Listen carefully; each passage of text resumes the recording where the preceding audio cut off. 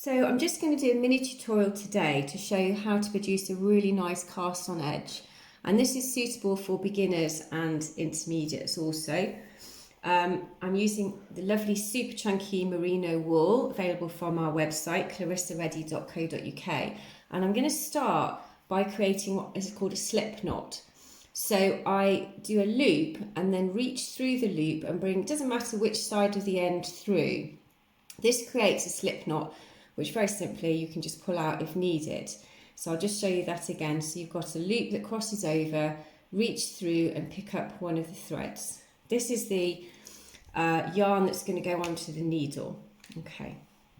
So the first bit is what I would say is the most sort of awkward, but it's just a question of balance. So I'm balancing my needle underneath my knot, and I'm going to wrap the yarn going under, okay, and bring it over that bottom needle, and then I'm going to bring it through and then take it to the side and just placing it onto the needle, okay, and then pulling it off.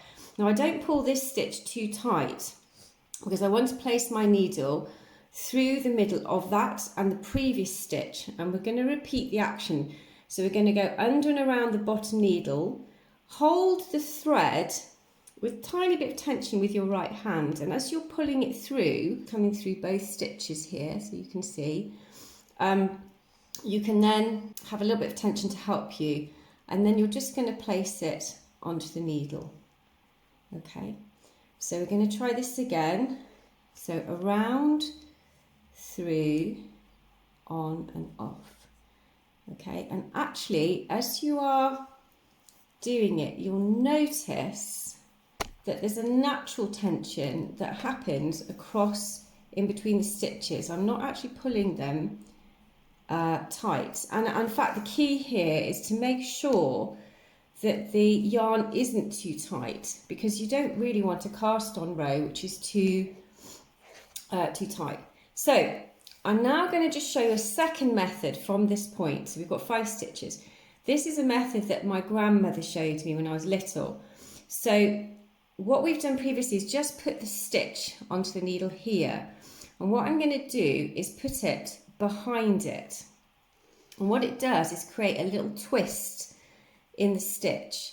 So the method is the same. You put the needle through, put the yarn around it and bring it through.